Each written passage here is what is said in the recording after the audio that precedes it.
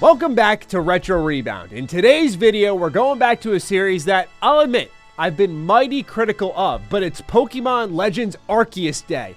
A lot of folks are excited, and I wanted to go back to my favorite Pokemon game of all time. 24 years later, I'm 26. That's one way to date yourself here. I know I'm not old, but my goodness, man, does this game make me sort of feel that way? We're talking about, that's right, the legendary Pokemon Stadium here in my Nintendo 64. Look how ugly this copy is. It's terrible. The sticker on the side, the tag on the front. This was one of the first games I picked up again. I got rid of all of my old stuff when I was much younger. I didn't have much money, so I had to get rid of all of it. And when I started getting everything back, this was the first cartridge I picked up. I wish, as per usual, the Retro Rebound standard is I like to have the box complete in front of you to show you everything it has. But I don't know if anyone's checked Pokemon Stadium complete in box prices as of late, both the first one and the second one. But yeah, it's a lot of money, so I would recommend that we wait a little bit for that. For now, I just wanted to celebrate what I think is the greatest Pokemon game ever made. I'm going to explain why. If you're new here, you're looking for more retro-themed content, you're in the right place. Consider subscribing. Now let's get into this Nintendo 64 exclusive. So here we got the console right in front of us. This is how it would look when you plop that cartridge in an iconic sight, especially if you're a Mr. Maddie viewer, because you might remember this sits right behind me. It's my favorite N64 game ever, so I love to have it with me. So yeah, I thought it was the best way to present it since I don't have it complete in box as per usual. The gameplay you're going to be watching in the background is going to be high definition. This is important to mention because I want to just shout out a piece of hardware for those of you who like to pick up the N64 every now and then, is this right here, the Eon HDMI adapter. So this thing right here will actually plug into the back of your Nintendo 64, and you'll see right here, there's now an HDMI outlet, and there's a little switch here on the side, or a button rather, that you can press. And that'll help change the picture mode based off what TV you have. So I just wanted to give this a quick little shout out if you thought the gameplay looked kind of sharp in this video, which I think it does, that there is a reason for that. It's not me capturing N64 gameplay in other ways. So shout out to Eon for this. They did send it my way a very long time ago. We used it for some videos on Mr. Maddie Plays. Now let's talk about Pokemon Stadium. Maddie, you've said now twice, this is your favorite Pokemon game ever. When you got Mystery Dungeon that exists, Pokemon Conquest that exists, Emerald that exists. There's a lot of great Pokemon games I grew up with. Why does Stadium stand the test of time? It's two things. One is the authentic Pokemon battling experience. The second is the companion aspect for it. Let's talk about the authentic Pokemon battling experience first. To me, this game is tremendously impressive even to this day. I laugh so hard when people are looking at Pokemon Sword and Shield, and we know the whole situation with how Game Freak cut some corners on the animation, saying, oh, we built these from scratch, and it turns out they were from the 3DS games put onto the Switch. It was an ugly situation there. And a lot of people were saying, look at these older Pokemon games and their animations. No one ever brought up what I think is the GOAT of Pokemon 3D representation, Pokemon Stadium. Still to this day, the movesets and how they change per Pokemon, their animations when they're standing there just waiting to fight, their idle animations, their damage animations, their fainting animations. I mean, there's so many different animations for an N64 game. It's shocking how good it looks. And then they got all the authentic sounds. And to cap it off, the commentator is a game changer. So for those who have never played Pokemon Stadium, the name explains it all. You're in a stadium, you pick a list of Pokemon, and you have them battle it out in tournaments. It's just that simple. What's awesome is while they're battling it out, number one, you're seeing them up close and personal, which as someone who grew up with Pokemon Blue on the Game Boy Color, was my favorite and first Pokemon game as a child. This was such a transformation to go from 8-bit pixels on your Game Boy Color to this game, seeing them there alive right in front of you. It was a mesmerizing transformation. And then you hear the commentator, like I said, who has a line for everything. I was playing this for the video and I was stunned. Damage taken. Whatever Pokemon enters, you're like, oh, it's War Turtle. Oh, it's Gengar. There's been major action already. Gengar's not doing well. How will they strike back? Oh, it's asleep. Every status effect for every Pokemon entering and every attack, every reaction is covered by the commentator. Again, I find it tremendously impressive that an N64 game squeezed that much audio with that much visual detail into its console. I mean, we're talking about a system that was really fighting an uphill battle. I'm talking about you, Mega Man 64 versus Mega Man Legends. It was an uphill battle on a technical level to get games to work here. We've seen tons of games be completely different on the N64 versus the PS1. One quick example I want to give you all is Power Rangers Speed Rescue. This was a game I played on my N64 a tremendous amount, and I remember even as a kid thinking like the fighting sucked. You know, you just throw these stars out, and it was choppy animations, and I just want you to hear the audio here. Listen to this.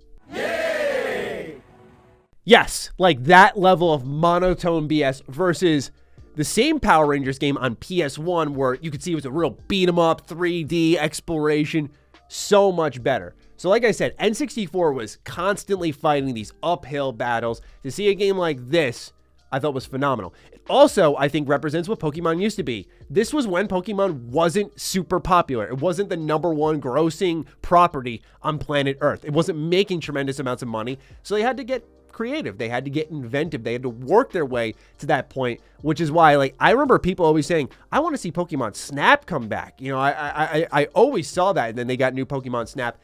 I'm Team Stadium. Give me a new Pokemon Stadium. That's what I'm looking for personally, is that authentic battling experience where you really feel the weight of each move and you can hear the sound effects and they are powerful and there's devastation and the commentator enhances that.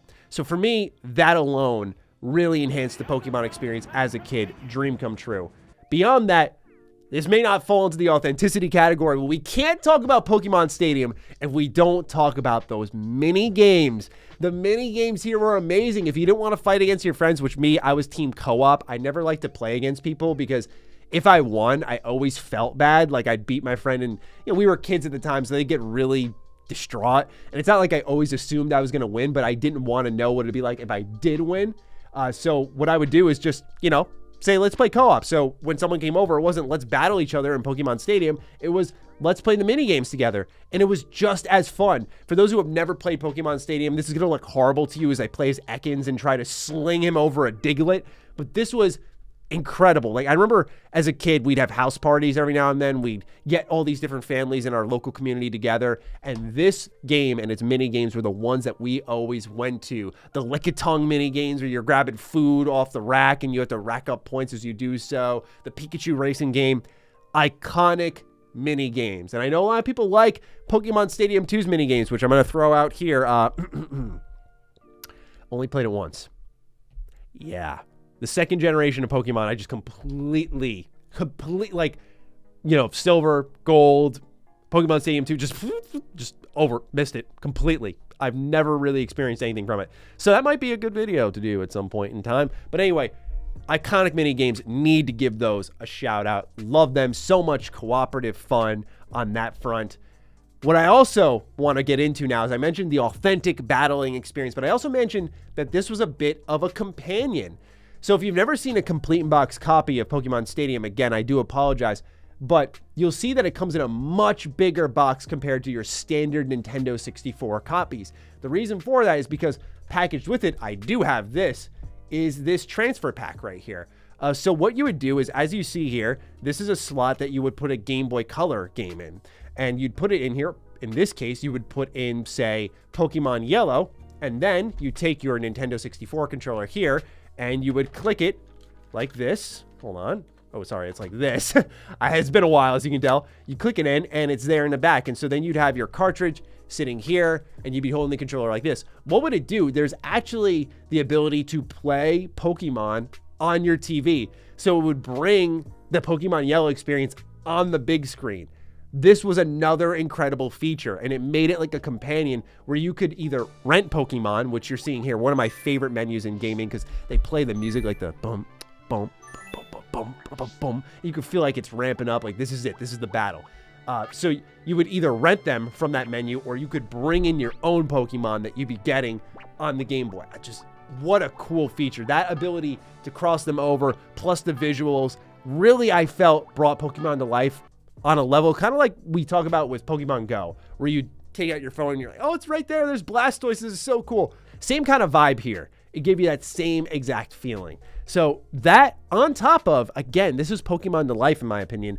the photo gallery mode. So you could go in there and you could move around the camera with your favorite Pokemon. You could take pictures of them, and then you could bring those pictures to like a Blockbuster, and you could print them out and get stickers of your favorite Pokemon that they were pictures you took yourself. So there was a high amount of interaction with this game, with the mini games, with the Pokemon transfer pack, of course, with the stickers. There was just something there where you were always working with the universe and bringing it to life. It's such good vibes. But to me, as a gamer, beyond nostalgia here, I can't believe that I look at this game all these years later, almost a quarter century later, and go, wow, this game was pretty technically impressive for its time. It's a shame that modern Pokemon games weren't doing it. I think of little differences like the Thunderbolt coming from, say, Gengar versus Magneton, where you'd see like the actual electric bolts coming at the tip of the magnets itself versus Gengar just shooting out lightning himself. The little differences there, the animation differences, that attention to detail is, at least at this moment in time in recording, I have not played Legends of Arceus. Maybe it changes things. But this was sorely missing in Pokemon for so long. And to go back and play this again, one of my favorites, and yeah, I got nostalgia bias, but to go back and play this and go, oh my God, this was so ahead of its time. And it still feels like it's ahead of the pack in some ways, especially on an audio level. Outside of music playing in the background of Pokemon games, all you hear is the beeping, dinking, clicking, and that's really it. Those are the only sound effects. To hear actual good voice work, like legitimately good voice work, to me, iconic voice work in a Pokemon game, I can't really, off the top of my head, think of anything like that. But again, this is really a testament to where Pokemon was at the time. You had like Hey You Pikachu, Pokemon Snap. This is when they were in the experimental phase. You got Pokemon Mystery Dungeon. It's something I really touched on where Pokemon to me was at its best. And I don't even say this as a purist, when it was trying new things, evolving, bringing new fans in. Pokemon Rangers, another one I got to shout out there. And I think the best of them all was Stadium. I mean, also this box art. Look at this box art. To me, it's the Charizard and Blastoise battling it out with the stadium in the background. Incredible. So, of course, we need to talk, because I've complimented the visuals so much. I got to be honest. Yeah, the stadium backgrounds, they're like a couple of JPEGs. It's like funny going back to these games, because I think of when I played Final Fantasy IX for the first time, and you're really just these like highly detailed character models now, thanks to the port for Nintendo Switch. You're running around these JPEGs that are all crumpled up and pixelated. It's amazing to see how the backdrops in these games used to look, and Pokemon Stadium is no exception. As much as I love it, this is a game that doesn't look good in the background. What's happening in front of you, the action is very impressive, very good, but otherwise, not that crazy. It's also cool that this game, as you complete these tournaments, you'll unlock a Hall of Fame, which you can look at all of your Pokemon being celebrated for the Pika Cup or the Poke Cup and so on and so forth. Just so many memories baked into this cartridge here. And I would do anything for a Pokemon Stadium 1 and 2 collection, or for them to do new Pokemon Stadium, because they did new Pokemon Snap, so new Pokemon Stadium would be my vibe. But it's just been great to go back and reminisce on this game on the dawn of a brand new reinvention of Pokemon, potentially. You know, it's open world, they have tasks. It doesn't seem like there's a Pokemon League in any of the gameplay overviews I've seen. There's a lot to be excited about for once, and we will be talking about this game on the channel moving forward, because I do want to review it. I do want to talk about it extensively. I think these new Nintendo releases are important to the DNA of this channel, especially Pokemon, a series I'm very critical of. I'm very excited to play it, because again, at the time of recording this, you know, it's not out yet. But when I do get my hands on it, I really want to dive deep. But it was fun as sort of a preliminary step, getting my hands on this again, firing it up all these years later, and just seeing that, wow, I love this as much as I did. I mean, seeing Scyther, I think that's what helped develop like the cool factor for these Pokemon. Scyther's my favorite Pokemon, right? So seeing him there with like his winged blades, and you could see like the feathers, not the feathers, the insect wings in the back going, you could get a more complete image of what these Pokemon look like. I think of Kangaskhan as one that looks really funky in like Pokemon Blue and Red and Yellow in that pixel art, but then you see him there as this big hulking figure, and you get a true feeling of the scale, the power of these creatures. It again, just legitimized them so much, and I don't know if I've really actually done a good job translating that to the audience, because the reason I say that is so many people have played games at different times. You may have started Pokemon with Sun and Moon, so you've seen them in 3D from the get-go. It's not as crazy to you, but for me, growing up, like again, going from that 8-bit pixel art to this 3D imagery, just, oh man, did so much for me as a kid. But I've iterated that point time in, time out. Thank you so much for allowing me just to gush about what I think is a phenomenal Pokemon game. So with that, ladies and gentlemen, do you remember Pokemon Stadium as fondly as I do? Please do let me know down below. I'm really looking forward to seeing the comments on this one. Other than that, thank you so much for tuning in. Here's to Pokemon Legends Arceus being potentially good, and we'll talk about it shortly. Peace out.